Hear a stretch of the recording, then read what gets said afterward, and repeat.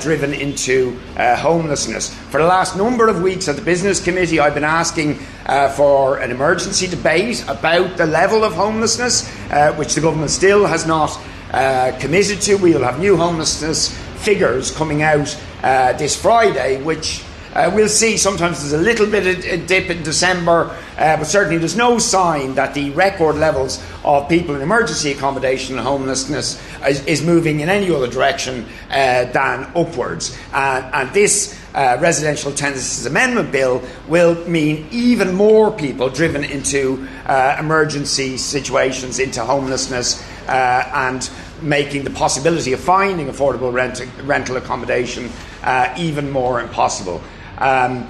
What this bill should have done, what the government should be doing with this legislation, is actually introducing measures to cut rents and make them affordable, to do something about the fact that the newly constructed apartments and developments can be set already at any level of rents, and that will now be the benchmark.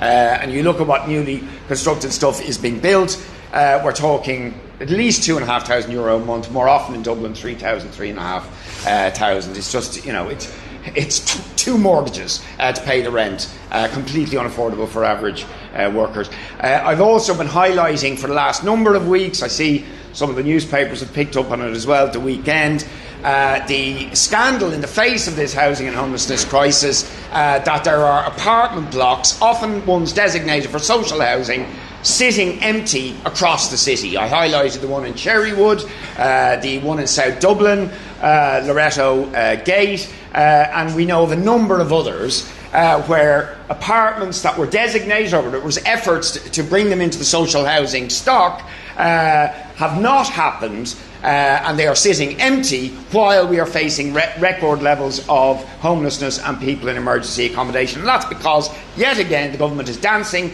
to the tune of property investors, corporate landlords, who are happy to sit in empty properties in order to guarantee the highest possible rents, or even to flip properties at the highest possible price. So the government not only not acting to prevent the profiteering and the exploitation of people's housing misery by property investors and speculators, but actually enabling it with a new piece of legislation. It's shocking. I also just want to then mention the Patrick's Day. Helen McAtee will be going to the Cabinet today, and of course we have been highlighting people before profit, have been very, very clear on this matter. We do not believe Micheál Martin should be going to celebrate Ireland's National Day and hand a bowl of shamrock to Donald Trump when Trump is, clearly now a threat to his own people, to the world, to humanity. It's just beggars belief that Micheál Martin would go there and whitewash or legitimise Trump and his regime and his actions and his dangerous policies by bending the knee to him or celebrating our national day. We do not believe we should be going over. I want to stress that does not mean we don't think it is useful for political leaders or representatives to go and meet people in the United States to develop economic and cultural and other links. The point is, we shouldn't be going to celebrate our National Day with Trump. We need to stand up to this bully. He is a danger to the world, to humanity, to his own population. He has supported and enabled a genocide. He has threatened Greenland. He's attacked Venezuela, a sovereign country. He is threatening a trade war, which will do immense economic damage across the world to working class people and their livelihoods and living standards. Why on earth would Micheál Martin go over and celebrate Ireland's National Day in the White House?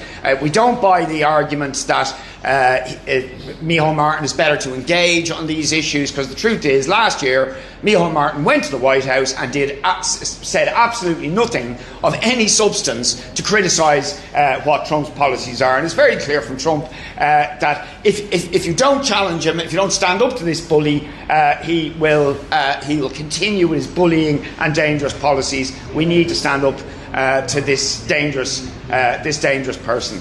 I think that's it. Two things quickly.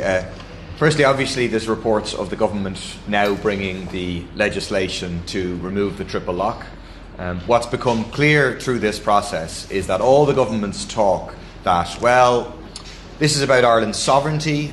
We want to remain, any missions we go on will remain within the framework of the principles of the UN Charter.